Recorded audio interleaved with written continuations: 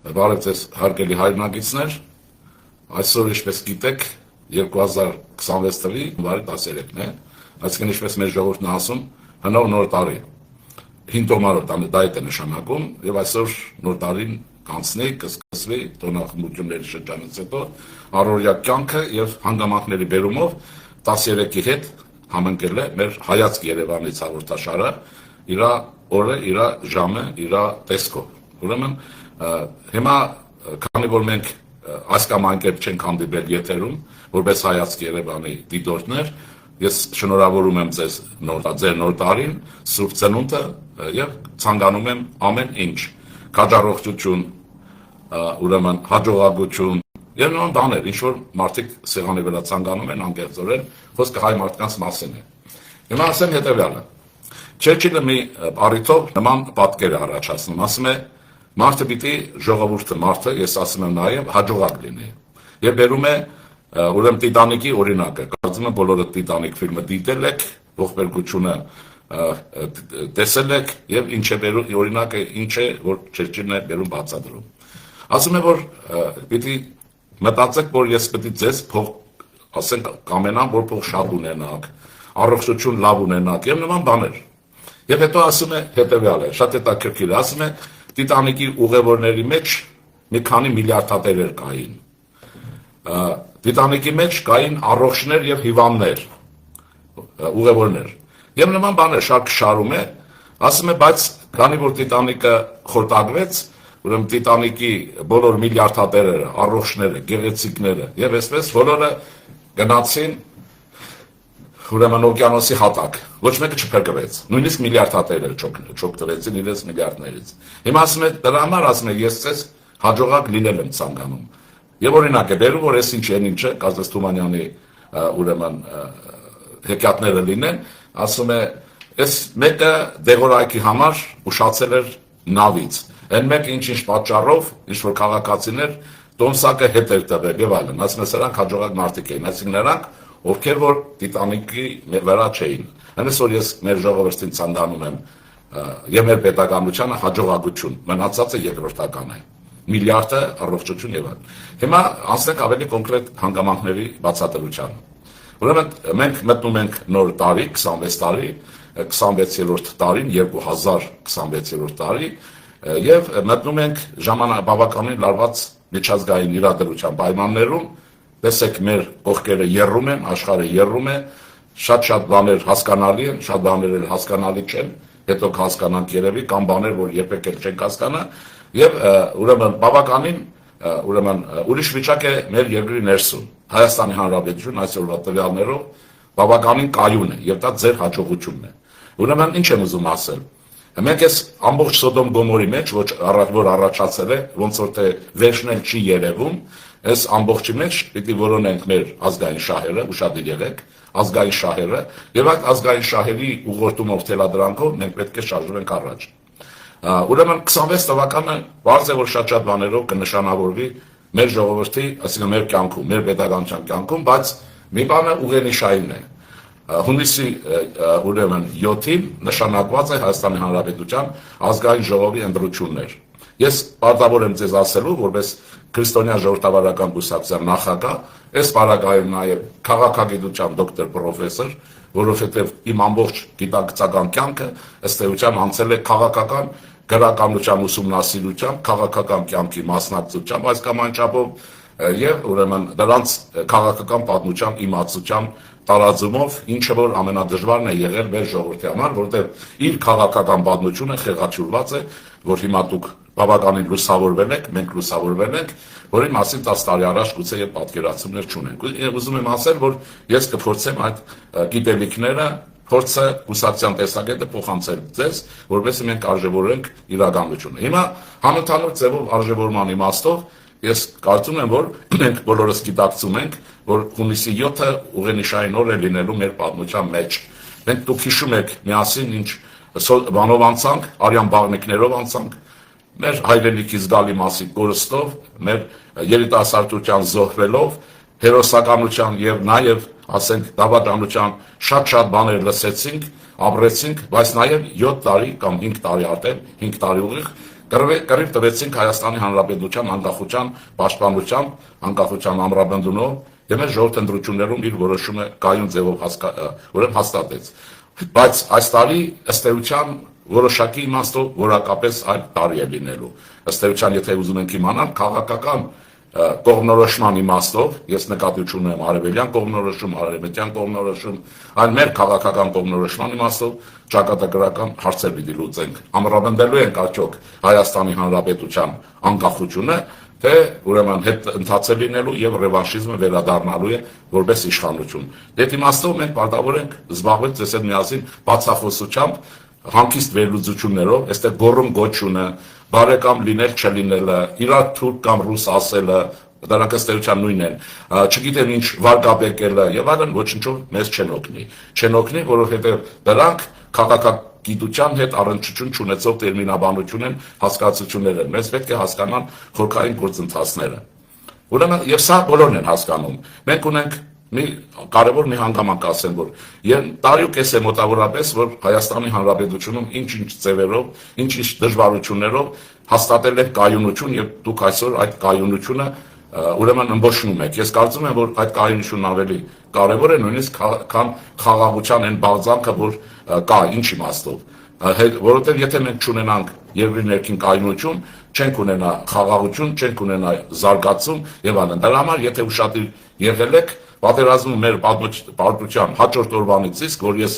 առաջինն եմ, ես կարող եմ ասել էկրան դուրս եկել, ուրեմն ասել եմ մեզ կայունություն է պետք, մնացած երկրորդական բան է։ Հետո կայունություն, ժողովրդավարության զարգացում, քրիստոնեական արժեքներ եւ այլն։ Եվ որոշակի մենք ձեռքբերումներ ունենք, սա պիտի գնահատենք, շարժվենք առաջ։ Հիմա մեկին դուր է գալիս, մեկին դուր չի գալիս, դա այլ բան է, բայց փաստը դա է եւ քաղաքական կուսակցությունները պարտավոր են փաստերը մեկնաբանել, փաստերից եզրակացություններ անել եւ առաջարկել լուծումներ։ Մնացածը մանիպուլյացիայի եւ ուրեմն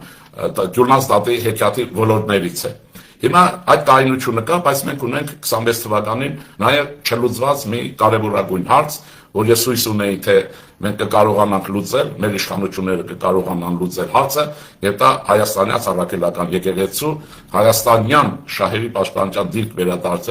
վերադարձրելն են, որը այդպես էլ չստացվեց։ Սա խոց է, նկատի ունեցեք։ Խոց է եւ այս հարցը անպայմանորեն պիտի լուծվի։ Ընդ որում են հեքիաթները, բամբասանքները, չարախոսությունները, թե քայքայում են եկեղեցին, գրողում են եկեղեցու վրա, Հայաստանյան առաքելական եկեղեցու, այդ բոլորը ուրեմն դատարկ խոսակցություններ են եւ ընդ որում սխալ եւ կեղծ։ Ինչն է ճիշտ։ Մենք չենք կարող թույլ տալ, որ մեր պետության ներսում լինի մի կառույց, հոգեվոր կառույց, իր կարևորությամբ, հազարավոր տարիներ իր պատմությամբ, որը սպասարկի մաֆիայի, Ղարաբաղյան կլանի եւ օտար պետության շահերը։ Դա հնարավոր բան չի։ Ուրեմն այս հարցը պետք է արագ լուծվի, ինչքան շուտ լուծվի, այնքան մենք կշահենք։ Ինչքան ձգձգվի, նկատի ունեցեք, այնքան մենք կորուստներ կունենանք։ Եվ այդ իմաստով ես կարծում եմ, որ սա հասկանում ենք մենք, որ բացատրում ենք իրար հետ զրուցում ենք, այլ նաև հասկանում է ոսոխը, թշնամին, ինչ կուզեք, բարեկամը, ձեր հոգեհարազատը, մեր հոգեհարազատը։ Ես նկատի ունեմ Մոսկվան, որը համառորեն դուք տեսնում եք, մեզ բաց չի թողում իր գրկից կամ փորձում է մեզ ազատ չթողել եւ ահա այն վիճակը, որ առաջացել է Հայաստանի Հանրապետությունում տարեվերջին, ուրեմն եկեղեցու պարակայով եւ մեր անհասկանալի arczepiskopos-ների եւ եպիսկոպոսների անհասկանալի վարկագծով, որոնք համառորեն կարճած պահում են այն վիճակը, որ անկայունություն բերի Հայաստանին եւ մեր ուրեմն եկեղեցին չմաքրվի։ Ուրեմն անհասկանալի սա վիճակ է, բայց այդ վիճակը նկատի ունեցեք, տանում է վտանգավոր միտեղ հասել են, հիմա ավելի կգրգնեմ եւ մենք մոռանանք, որ նոր տարին նոր է անցել, այլ պիտի հիշենք, որ մենք նորից ռեալ կյանք ենք մտնում քաղաքական կյանքի պայքարի ասպարեզ։ Ուրեմն ըստեյության ինչ են ուզում անել։ Ուզում են, որ Վեհարանը դառնա իշխանության երկրորդ կենտրոն, որի մասին ես ահազանգել եմ անցած տարի, իմ բոլոր վերլուծությունները բերում են այն եզրակացության, որ Հայաստանում ուզում են ուրեմն եւ իշխանություն առաջացնեն օտար ուժերը, կլանը եւ նրանք, ովքեր որ այդ ամբողջ ռուսական սեգմենտն անվանեն պայմանավորված, այսպես առաջ շարժվեն։ Կհաջողեն թե չէ, ուրիշ բան է։ Կարծում եմ չեն հաջողելու, բայց որ փորձում են դա ակնհայտ է, չտեսնելը քաղաքական հավգուրություն կլինի եւ շատ վտանգավոր բան կլինի։ Ուրեմն այս հարցը ասեցի շատ արագ լուծման տարիք ունի բարեկամներ, անպայմանորեն։ Եվ դա մեր եկեղեցու դիրքերն է ամրապնդելու, մեր ժողովրդի հոգևոր կյանքն է կազմակերպելու եւ նաեւ չափազանց կարևոր հարց համազգային համախումբ է առաջացնելու աշխարհով մեկ։ Այսպես շարունակել չի կարելի։ Հիմա որովհետեւ դա այդպես չստացվի, այդ ուրեմն խոցը մնա եւ այսպես շարունակի իր վնասակար գործունեությունը մեր համազգային քաղաքական կյանքի, հոգևոր կյանքի միջավայրում մնա ներքաղաքական պետության, ներքաղաքական գործընթացների վրա բացասական ազդեցությամբ, պիտի նկատի ունենանք, որ ուրեմն դա բորբոքվում է դրսից։ Եվ ահա ուրեմն Սալավյովը երգում է եւ ուրեմն հայտարարում է այն, ինչի մասին անգիր գիտեք, որ իրենց համար չափազանց կարևոր է Հայաստանի տարօրինակ է, որ Ադրբեջանի մասին խոսք չկա, շատ տարօրինակ է, չնայած իրար տեսնում եք ինչ հայրանքի եւ ինչ կատաղի ուրեմն վիճաբանության մեջ էին երկու նախագահները, ուրեմն Հայաստանի եւ Միջին Ասիայի կամ Կենտրոնական Ասիայի ուրեմն հարցով ռուսները շատ անհանգստացած են, որի մասին խոսեց Սալավյովը։ Սալավյովը գիտեք հայերեն երևի ծիծեռնակ է նշանակում։ Ծիծեռնակը ծալվելած եւ Հայաստանում սկսվեցին քննարկումներ, հակադարձումներ եւ նման բաներ, ինչ որ եղավ, եւ դա բնական է հակադարձումները, ճիշտ է, էներ որ նաեւ արտգործնախարարությունը բողոքի նոտա է հղել, հանձնել եւ այլն։ Բայց հիմա մեզ համար այդ արտաքին ատրիբուտները կարեւոր չեն։ Մեզ համար կարեւոր ներքին գործընթացները հասկանալն են։ Դուք տեսաք, Սալավյովը 24 ժամ առաջ խոսեց եւ այսօր Հայաստանում նախաձեռնվել է ռևանշիստների շրջանում ուրեմն կոնսոլիդացիայի կամ քաղաքական համախմբման գործընթաց։ Սա նշանակում է, որ ռևանշիզմը արդյուն է, ռևանշիզմը փորձելու է, որպես ուրեմն Հայաստանյան կյանքի բաղադրիչ, դժբախտաբար սրանց այդ հարցը չլուծվեց գոնե պարագլուխների, որպեսզի ուրեմն ընտրություններում լինի այն, ինչ որ ուզում են, հետընթաց լինի։ Հիմա դա հնարավոր է թե չէ։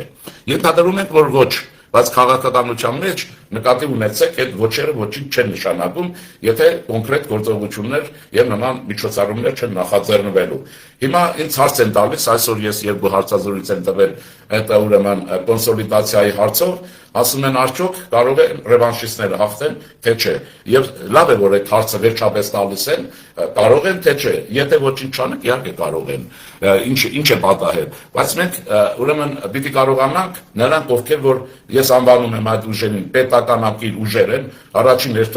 հերթին կառավարող կուսակցությունը, ուրեմն քաղաքացիական պայմանագիր եւ այն կազմակերպությունները, կուսակցությունները, որոնք 5 տարի շարունակ եղան պետության կողքին, օժանդակեցին պետությանը, ցես հետ միասին մենք պայքարեցինք, որպեսզի մեր երկրի կայունությունն անվտանգությունը մնա։ Ուրեմն անհրաժեշտ է քաղաքական կոնսոլիդացիա առաջին հերթին, ուրեմն այդ պետականակիր կուսակցությունների համախմբի մեջ, սա է կարևոր, բայց որ նրանք պիտի համախմբվեն, անկասկած է, եւ ես ուրեմն ենթադրում եմ, որ այդ հրաման անմիջապես կոնսոլիդացիայի ռևանշիստների ստացվեց Սալավյովի ելույթով, ուրեմն ուղղված Հայաստան եւ ուրեմն իրենց դաշնակիցներին։ Եվ դուք ես կարծում եմ առաջիկայում ավելին կլինի եւ այլն։ Հիմա հարց են տալիս եւ հարցազրույցի տեսքով հետեւյալն են ասում. արդյոք ռևանշիստները այս խումբը չեմ ուզում անուններ տամ, անուններն անգիր գիտեք, օրինակ իմ զահլեն գնացել է նույն անունները, նույն հանցագործությունների կամ նույն խնդիրների վերաբերյալ անընդհատ անունների շարքով խոսել, հնարավոր է թե չէ։ Իհարկե հնարավոր է, բայց ես կարծում եմ, որ դա անպայմանորեն է հնարավոր, որովհետև ռևանշիզմի շրջանակներում մենք լսում ենք, գիտենք նաև տարածված է, որ սրանց տարագլուխներն իրար հետ ունեն խորը տարաձայնություններ։ Բայց դուք պետք է նկատի ունենաք, որ այդ խորը տարաձայնությունները ծածկվում են անձնական, կուսակցական, մաֆիոզ ինչ-որտեղ ուրեմն գողապետական շահերի գերակայությամբ եւ նաեւ լինելու է արտաքին պարտադրանք։ Ռուսական սեգմենտը ես կարծում եմ, որ ռուսական ուրեմն կողմի պարտադրանքով իրենց տարածայնությունները կողքի են դնելու եւ նրանք անկախ են բանից ընտրություններին կգնան մի համախմբով, ասենք որոշակի ճակատով թե կգնան առանձին, մեկ է նրանք գործելու են մի թիրախի վրա եւ այդ թիրախը իշխանությունը վերադարձնելն է, ոչ թե ուրեմն իշխանափոխություն են տեսքով ինչ որ ասում էին, իշխանության վերադարձ։ Սա լինելու է ռևանշիզմի պայքարի հիմնական նպատակը եւ իշխանության վերադարձի համար ռևանշիզմի տեսակետից բոլոր թերությունները, հակասությունները երկրորդական են եւ սրանք մի քանի ամիս կմոռանան իրենց ներքին տարաձայնությունները, եթե այդ տարաձայնությունները կրկնեմ էական են, դա էական է թե չէ։ Հիմա ենթադրենք, Հետո իրենք բարձր ընդրություններից հետո անպայմանորեն կփորձեն իրար հետ ռուսերեն բառ օգտագործեն, ռազմորկա գնան իրար հետ շահերի համատեղում հակադրություն եւ այլն։ Այսինքն իրենք իրար մեջ հարց կլուծեն։ Դրա համար ռևանշիզմի այսօրվա խնդիրը Հայաստանում դեմոկրատական կամ ժողովրդական իշխանության տապալումն է եւ ուրեմն վերադարձը ուրեմն նախկին վիճակի։ Նախկին վիճակի համար ասեմ, որ հիմա գուցե եւ նախկին մարդկանց տեսքով չկան, բայց երությունը դրանից չի փոխվելու։ Իրենց տղաները կկան, իրենց խնամիները կկան, իրենց բարեկամները կկան եւ այլն, բայց Հայաստանը կմնա այնպեսին, ինչպեսին եղել է հեղափոխությունից առաջ, գուցե եւ շատ վատ, որովհետեւ ուրեմն ռեսուրսները մեր առանձնապես ազգային ռեսուրսներն այնքան էլ շատ չեն։ Ուրեմն սա ինչ է, երբ որ մենք կտեսնենք զարգացումները հետո, ամեն շաբաթօրյա այս Հայացք Երևանից կոնե հաղորդաշարով ես նորությունները կամ մեր վերլուծությունները ձեզ կհաղորդեմ։ Նաև գուցե եւ ձեր տեսակետները կլսենք, եթե լավ առաջարկներ ունեք, էջերուն կգրեք։ Ուրեմն հիմա շարժվենք առաջ։ Ինչ է պետք, որպեսզի դա տեղի չունենա։ Առաջինը հեղափոխության կատարած ուժերի, բայց առաջին առանցքայինը վարչապետն է իր ուրեմն քաղաքացիական պայմանագիր հուսակցունով, որտեղ հիմնական ուժը իրենք են եղել, բայց պետք է նկատի ունենալ, որ միայն իրենք չեն եղել, որ այդ հեղափոխությունն արել են։ Ուրեմն այստեղ առաջացել էր, հիշեք, լայն կոնսոլիդացիա, տարբեր մարդիկ այն ժամանակ, օրինակ ես դերևս քրիստոնյա ժողովրդավարական կուսակցություն իմ համախոհների հետ չէի ստեղծել, այսինքն մենք օգնում էինք հեղափոխության անհատապես։ Ենթադրում եմ դուք եւս անհատապես ամենը իրեն չափով արել եք այն, ինչ որ կարողացել եք։ Հետո են կուսակցություններ առաջացել, որոնք հստակ մի քանի կուսակցություն կանգնած են եղել պետականության ուրեմն այդ խաչը կրելու տեսակետի վրա, եւ մենք ունեցել ենք հաջողություն այդ իմաստով։ Հիմա տեսեք ինչ է լինում։ Սա ռևանշիզմի ճամբարն է։ Բարձր նրանց նպատակը շատ հստակ է, նկատի ունեցեք։ Եվ ռեսուրսներ տարբեր է։ Ազգային հանրստության հիմնական մասը դժբախտաբար այս ընտանիքների ձեռքին է, դա նորություն չի, բոլորը գիտեք, բայց այդ մեծ մասը քրեական, այսպես ասած, մաղի ու անցքերով անցնում են։ Տեսնում եք, մի քանիսը կան, որ 6-7 տարի է, թե 5 տարի է, գիշեր-ցերեկ դատարաններում են։ Գույքի, չգիտեմ ինչի, հազարանի հարցերով։ Ուրեմն այդ բոլորը գիտեք, դրա համար ես դրա մասին չեմ խոսում։ Հիմա ասենք առաջ։ Եվ սրանք ամփոփիչ ասեմ, լինելու են միասին, անդախ են բանից, կքվեալվեն առանձին բլոգներով, առանձին գուսակցություններով, թե համախումբ կառաջացնեն, չգիտեմ, վերջին օրը ազգային ճակատ կառաջացնեն, այդպիսի տերմին օգտագործվում։ Հիմա սա իրենց գործն է եւ նրանց խնդիրը մեկ է, իշխանապողության այն գործընթացը, ինչ որ մի քանի տարի պատերազմից հետո տեղափոխվելու է իշխանության վերադարձի գործընթացի մեջ ավելի մեծ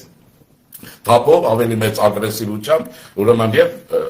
մնացածը կտեսնեք, չեմ ուզում։ Իմիջիայլոց զգուշացնեմ, որ ես վախեցնելու կամ հակասությունները սերելու նպատակ չունեմ, որտեղ դա չի հարցը։ Այդ բոլորը մենք պետք է հասկանանք հանգիստ վիճակում եւ վերլուծենք եւ գործենք համստան ձևով եւ մենք հաղթած ենք, դա միանշանակ է։ Եթե մենք ուրեմն գործենք մեր շահերի, վետության շահերի իմացությամբ եւ մեզ համար անդախ Հայաստանի անդախ կյանքի նպատակ է, ես քրիստոնյա ժողովրդավարական կուսակցության տեսակետով կարող եմ ասել, եթե քրիստոնեական մեր ազգային արժեքների պաշտպանությունը մեր նպատակն է, առաջագործությունը մեր նպատակն է, որպես ժողովուրդ, որպես պետականություն։ Ուրեմն կարծում եմ այդպես է կա։ Հիմա պարզապես խնդիրը հետեւյալի մեջ է։ Դիմացին, այսինքն հեղափոխության կատարած ուժերը կամ փոփոխությունները, ինչ կուզեք ասել, բայց դա իրականում հեղափոխություն է եղել, լավ է եղել, վատ է եղել, տարբեր կարծիքներ կան, ուրեմն այստեղ պետք է համախմբի մեջ լինի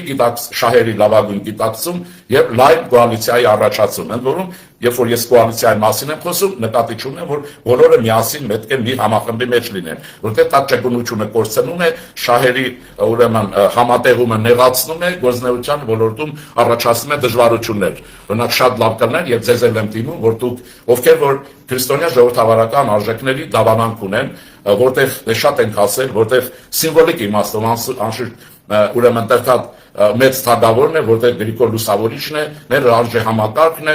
մեր հազարավոր տարիների մշակույթն է, եւ այլն, ինչ որ շատ խոսել ենք, ելի կասենք, շատ լավ կներ, որ դուք համախմբեիք այս հատվածը, որտեղ բոլորը չէ, որ կան աթեիստներ, կան սոցիալիստներ, կան չգիտեմ ինչ, շատ բաներ, որոնք շատ հատվածներ, որոնք այդ արժեքները կարող է չեն գրում։ Լավ կներ, որ քրիստոնյա ժողովրդավարական ուրեմն ուժերի համախումբ առաջանա մեր կուսակցության շուրջ Ես առաջին հերթին նկատի ունեմ քաղաքացիներ Հայաստանի Հանրապետության ներսում, թե մեր հայրենագիցներ աշխարհի տարբեր ծայրերում։ Արդեն սիմպտոմներ կան, բայց դա այն չի, ժամանակը նաև քիչ է, դա նկատի ունեցեք։ Շատ չի, քիչ է, մի խոսքը ոչ շատ է, ոչ քիչ է, գործընթացը նորմալ տանելու համար։ Ուրեմն այսպես, ես բնականաբար լիազորված եմ եւ կարող եմ ինձ թույլ տալ խոսելու քրիստոնյա ժողովրդավարական կուսակցության տեսակետից եւ նրա տեսակետներով եւ նրան բռնած ուրեմն բացատրություններով ձեզ դիմել, որը լինելու է միշտ հիմա։ Շարունակենք։ Հիմա մնացած ուժերը, ովքեր որ կան, եղել են, արդյոք կգիտակցեն այնպես ինչպես մենք ենք առաջարկում, լինել ճկուն, իրար չդավել, եւ ուրեմն համախմբված ձևով մի թիրախի վրա խփել եւ առաջ շարժվել, որ Հայաստանի Հանրապետությունում անկախությունը եւ ազատությունը անշրջելի process-ներ են եւ հեղափոխությունը պիտի շարունակվի։ Օրինակ մեր վերլուծությունները ցույց են տալիս, կարծում եմ ոչ մեկը չկարողի, որ Հայաստանում հեղափոխության շարունակականության պայմաններում պետք է սկսվի խորը ռեֆորմների ժամանակաշրջանը, խորը ռեֆորմներ, բովանդակային ռեֆորմներ, կրթության, գիտության ոլորտում, սոցիալական հարաբերությունների ոլորտում, երիտասարդության հանդեպ, եթե քաղաքականություն դա առանձնապես չկա էր, ուրեմն լավագույն քաղաքականության մշակման առումով, ուրեմն նպաստառուների, թոշակառուների եւ այլնի, բայց սրանցից առաջ եւ սրանցից անդին, ինչպես ասում են, մեզ պետք է լավ տնտեսություն ունենալ, որտեղ առանց տնտեսության գիտեք ոչինչ չի լինելու։ Մենք պետք է ունենանք գիտարդյունաբերական համալիր, քրիստոնյա ժողովրդավարական կուսակցություն այդ տեսակետն ունի, որ մենք պետք է ունենանք մեր հիմնականում եւ հիմնական եթե չասեմ, ուրեմն շատ զգալապես տեղական հումքի վրա կազմակերպող արտադրություն, մենք պետք է ունենանք լավ ագրոտնտեսություն։ Ինչ է ցույց տալիս այսօր թրոցիկ ասեմ, որ հետո Իրանի Իսլամական Հանրապետությունում ծավալվող իրադարձությունների ընթացքը, ինչ է ցույց տալիս, որ բացի բազմաթիվ խնդիրներից առաջանալու են, կարող է առաջանալ մի հարց, որը մեզ համար նաև մեծ խնդիր է։ Եթե շարունակվի անկայունությունը Իրանում, դուք գիտեք, Իրանի ճանապարհները կարող են փակվել եւ Հայաստանի մատակարարումը, արտահանումը շատ դժվարան է։ Դա դուք գիտեք նաև, որ պատերազմի ժամանակ Հայաստանը ըստ էության շրջափակված էր 4 կողմից։ Բացի Իրանը, որ որոշ ժամանակ մեղմություն ցուցաբերեց, ուրեմն մնացածը բացառություն չի եղել։ Ադրբեջանը կարողացել էր կազմակերպել Հայաստանի Հանրապետության բլոկադա բոլոր կողմերից։ Հիմա ինչ եմ ուզում ասել, ես ոչ թե տխուրորեն եմ հիշեցնում, այլ ուրիշ բան եմ ուզում ասել, որ այս հետևյալը, որ նման վիճակ կարող է միշտ կրկնվել։ Մեր աշխարհագրությունը շատ եմ ասել, թելադրում է մեր կենսացևը, պետության կառուցվածքը, անվտանգության համակարգը, հարևանների հետ հարաբերություններ, ազգային շահեր ճանաչում եւ այլն։ Ինչի համար եմ ասում, որովհետեւ նման շրջափակման ենթակա այդպիսի աշխարհագրություն ունեցող երկրում ինչ լինի չլինի, իհարկե մենք ողջունում ենք դրսի հետ բոլոր համագործակցությունները, բոլոր դեպքերում մենք պետք է ունենանք տեղական արտադրություն, դա գիտելիք լինի, դա լինի գիտություն, առողջապահություն, դա լինի ուրեմն տնտեսություն, ռազմական եւ այլն, ինչ եմ ուզում ասել։ Այս մասերը ես ցես կբացատրեմ, այսինքն մեր տեսակետները կփոխարցեն չհանգամանորեն հաջորդ ընտրությունների ժամանակ։ Հիմա ասելիքից իմաստը այս առումով հետեւյալն է։ Մեր ճկունությունը պարտադրում է մի բան, որ մենք այս պետականակիր ուժերը, որի նախաձեռնություն անշուշտ պիտի որ դա հեղափոխությունը հիմնականում կատարած ուժից, դա բնական է, եւ այս լայն կոնսուլտացիաները պիտի տեղի ունենան, որպեսզի համախումբ շարժում լինի, որպեսզի ռևանշիզմի վտանգ չլինի մեծ, սա շատ կարեւոր է, եւ երկրորդը չլինի հանդարտ մեր խորհրդարանը վերարտադրի այսօրվա խորհրդարանի վիճակ, այսինքն ճիշտ է ԿՊ-ն կլինի մեծամասնություն, բայց կլինի նաև ռևանշիստների այն համախումբը, որ կա, եւ նորից սկսվի անպտուղ ուրեմն նույն բանավեճը, նույն հայոյանքը, որովհետեւ դուք տեսաք, որ ռևանշիզմի հետ քաղաքական կյանք Հայաստանում հնարավոր չի կազմակերպել, չի էլ լինելու, որտեղ նրանց նպատակը բոլորովին այլ է։ Հիմա այս պարագայի համար ինչ եմ ուզում ասեմ, խնայելով նաև ձեր այսօրվա համբերությունը, ասեմ հետևյալը, դուք նկատի ունեցեք, ես դիմում եմ հեղափոխության արած պատասխանատուների, կլինեն պատգամավորներ, նախարարներ, թե համայնքապետարանի աշխատակիցներ եւ այլն, ինչ որ մեր ժողովրդին հատվածն է, որը հեղափոխություն է արել մեկ, դա մեն հեղափոխությանն է եկել հարել երկու, այդպիսի դեպքեր կա, չէ, որ հեղափոխություն է լինում նախկին ուժերի որոշակի մի մաս շատ հեշտությամբ հասկանալով զարգացման ընթացքը տեղափոխվում է այլ ճամբար։ Ուրեմն սա պիտի նկատի ունենալ։ Ուրեմն սա անկայուն մի խամախումբ է, որը կարող է նորից հույս ունենալ, վերադառնալ հին ընկերների մոտ, եթե հաղթանակ լինի, եւ այդ իմաստով բնականաբար հեղափոխության ուժերի պայքարի մեջ ջլատումներ կառաջանան, դա բնական է, այդպես կլինի։ Հիմա ինչ եմ ուզում զգուշացնել, հատկապես սրանց, ովքեր որ ասում են, որ հույս ունեն եւ հետո լեզու կգտնեն, կվերադառնան եւ իրենց ընկերների հետ նախքին կշարունակեն այն, ինչ որ եղել է, ինչը որ սաբոտաժ են արել, լավ չեն կառավարել եւ այսպես շարունակ։ Կյանքը ցույց է տալիս տարբեր երկրներում հեղափոխությունների կամ ապստամբությունների զարգացման պատմությունը, որ ռևանշիստներ որպես կանոն չեն ուրեմն զիջում կամ ներողամտություն առաջին հերթին չեն ցուցաբերում իրենց դավաճանազներից։ Նկատի ունեցեք, սա նրանք ովքեր ճամբարափոխ են եղել։ Ուրեմն որպես կանոն ռևանշիզմը առաջինը պատժում է նրանց, ովքեր ճամբարափոխ են եղել, սա հստակ։ Եվ երկրորդը, իշխանությունը կարծում եմ այստեղ կատարումներ, իհարկե բոլորը սահմանադրության շրջանակներում, օրենքի պաշտպանությունով, օրենքի կիրառությունով, բայց օրենքի խստագույն կիրառությունով։ Երկրորդը հետևյալը կարող է լինել, որի օրինակը գնել է Չիլիից։ Հույս ունենալ, որ ռևանշիստական հակումներ ունեցողներին զիջումներով տանել ընտրություններ եւ ունենալ հաջողություն, դա բացառված է։ Ուրեմն վերեմ հետևյալ օրինակը, որ դուք կարող եք ստուգել։ 1973 թվականի սեպտեմբերի 11-ին Երևանի ժամանակով, այսօրվա նման հիշում եմ,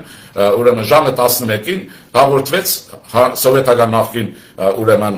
հանրապետություններով հետ, որ Չիլիում տեղի ունեցել հեղաշրջում եւ Չիլիի օրինական նախագահ Սալվադոր Ալենտեն դնդակահարվել է։ Ես ինչու եմ ժամը հետը ասում, նույնիսկ հիշում եմ։ Ես որովհետև այդ ժամանակ ուսանող էի, երրորդ կուրսի ուսանող էի եւ առավոտյան գնում էի Պարամունքների համալսարանի ճանապարհի վրա, որ ռադիոն ինչ-որ մեկը միացրել էր եւ ասին Սանտիագոյում եղել է հեղաշրջում եւ առաջին անգամ լսեցինք գեներալի անուն, որը հետո հայտնի դարձավ գեներալ Պինոչետ, որ դնդակահարել է ուրեմն Մոնկատայի այդ ուրեմն նստավայրը գրավվել է եւ Սալվադոր Ալենտեն դնդակահարվել է նախագահական իր բազգաթոռի վրա։ Ով էր ինչու եմ այս օրինակն ասում, որովհետեւ իմանաք, այստեղ զիջումներ չեն լինելու։ Իհարկե ես ենթադրում եմ, որ նման բաներ չեն լինի, բայց քաղաքակետը միշտ պարտավորելու այն, ինչ որ ուրեմն ամպլիտուդայի մեջ է, մինուսից պլյուսը, պլյուսից մինուսը, անպայմանորեն։ Ով էր ուրեմն գեներալ Պինոչետը, որ ստացել էր գեներալական ուսադիրներ իր ընկերոջ ծերներից, եւ այդ ընկերը Սալվադոր Ալենտեն էր։ Ուրեմն Պինոչետը Չիլիի բանակի ցամաքային զորքերի սովորական մի գնդապետ էր, բանակի հարյուրավոր գնդապետներից մեկը, որին ճանաչում էր երկրի նախագահ Սալվադոր Ալենտեն եւ որոշ հուշագրություններում ասվում է տեղեկատվական մարմիններ, որ եղել են նաեւ ընկերներ։ Այսինքն մի անհայտ գնդապետ Սալվադոր Ալենտեն որպես իրեն մոտիկ հարազատ վերցրեց, վերեց, տվեց պետության զինված ուժերի, ցամաքային ուժերի գլխավոր հրամանատարը Չիլիում ամենապատասխանատու պաշտոնն է։ Ուրեմն տվեց ցամաքային ուժերի հրամանատար գեներալի կոչումով եւ իր ընկերներն հետո դնդակահարեց իրեն։ Ես զգուշացնում եմ, որի մասին ես հեղափոխության օրերին բազմաթիվ անգամներ մի քանի անգամ ավելի շուտ ինչ որ հանգամանքներով ասել եմ։ Ուրեմն ես ինչու եմ սրում վիճակը։ Ասեմ, որ ես չեմ սրում վիճակը, Սալավյովը սրել է վիճակը եւ այսօր արդեն կոալիցիա է կազմվել, այսպես ասենք, Սալավյովը ծրվելած եւ ռևանշիստների շրջանում այսօր առաջացավ ուրեմն որոշակի խմբավորում, սա նկատի ունեցեք, ուրեմն սա նշանակում է, որ մենք պատասխանատու ենք մեր երկրի համար եւ մենք պարտավոր ենք հեղափոխությունը, եթե պես կուզեք, շարունակենք պետության վերաշինման առումով, բայց նաեւ լինենք պատասխանատու։ Սրանք ուժ ունեն, թե չէ, հաշիշտ ունեն, այն որ ասում են իրենք, չգիտեմ, հեչ, բան, թե չէ, բազե որ գումանին չի վերաբերվում, ինչքան հարստություն կա Հայաստանի ազգային հարստության կողոպուտը իրենք են տազմակերպել եւ երկրորդը Մոսկվայից եկած օլիգարխները զգալի ռեսուրսներ ունեն, որոնք ուրեմն հաջորդով կօգտագործվեն պետության տապալման գործի մեջ, ինքները տեսնում են իրենց ձևով, բայց մենք պատասխանելու ենք մեր ձևով, դուք պատասխանելու եք մեր ձևով, իրենք ձևով անելու են, ուրեմն սա անկասկած է։ Հիմա իսկ քանակական առումով նայեցեք, ուրեմն այս մարդիկ ունեն տնտեսություն, տնտեսություններում ունեն աշխատողներ, բանվոր եւ այլն։ Ես ուզում եմ, որ հանգարց իշխանություններն առաջին հերթին, որովհետեւ իրենք են պատասխանատու առաջին հերթին երկրի վիճակի համար եւ նաեւ մնացած քաղաքական ուժերը, նաեւ դուք քաղաքացիները այդ բոլորը հաշվի առնեք։ Իհարկե դա չի նշանակում վախենալ, բայց ճշգրիտ հաշիվը պարտավոր է որ լինի։ Վատթարագույն վիճակ կլինի, հանգարց ընտրություններում առաջանա մի վիճակ եւ քաղաքացիական պայմանագիր կստանա մեծամասնություն, ես օրինակ այսօրվա տվյալներով չեմ կասկածում, որ իրենք առաջի տեղ են լինելու, բայց եթե լինելով առաջինը չափահովի որակյալ կամ բացարձակ մեծամասնություն։ Ուրեմն այստեղ շատ խախտ վիճակ է առաջանալու։ Եթե բացարձակ մեծամասնության հարցը հանդում է, սահմանադրությունը մի օր հանգամանորեն երևի հոդվածներով, բաներով կբացատրենք իրար, ես ձեզ կասեմ, այդ պայմաններում կառաջանա կոալիցիոն կառավարություն կազմելու հարց, իսկ դա հենց ռևանշիզմի ուզածն է։ Նրանք երբեք չեն գնա կոալիցիոն կառավարություն ստեղծելու սխեմատիկ իմաստով կառաջանա կառավարական ճգնաժամ, իսկ կառավարական ճգնաժամից ուրեմն հետևանքը կլինի, ուրեմն երկիրը տանել քաոսի, նշանակել նոր ընտրություններ, այստեղ ողում գահղթի, ես առաջարկում եմ մտածել։ Ինչ եմ ուզում ասել, սրանք խնդիրներ են,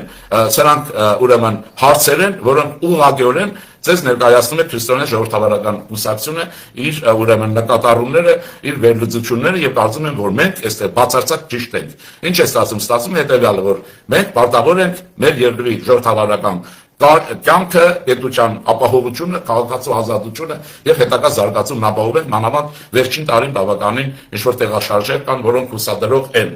Բարի գիշեր ձեզ, առաջարկում եմ մենք միասին մտածենք, միասին հարցի լուծումներ առաջարկենք եւ շարժվենք առաջ։ Իմացեք, որ քրիստոնյա ժողովրդավարական կուսակցությունը մինչեւ ընտրություններ ձեզ է ներկայացնելու այն տեսակետները, որը ձերն է, որտեղ դուք քրիստոնյա եք, որտեղ դուք հայ մարդիկ եք, որտեղ Գրիգոր լուսավորչական եք, որովհետեւ դուք նաեւ մենք ունենք այսպես կաթոլիկներ, ունենք բողոքականներ եւ դրանք մեր ազգային եկեղեցիներն են։ Այդպես հաշվվում է, այդպես էլ ճիշտ է։ Այսինքն մենք այստեղ որոշակի տեսակետով, շահերի որոշակի ըմբռնումով ներկայացնում ենք տեսակետներ։ Հիշեցնեմ, որ քրիստոնյա ժողովրդավարական կուսակցությունը ձեզ առաջարկում է լինել որպես հայ մարդ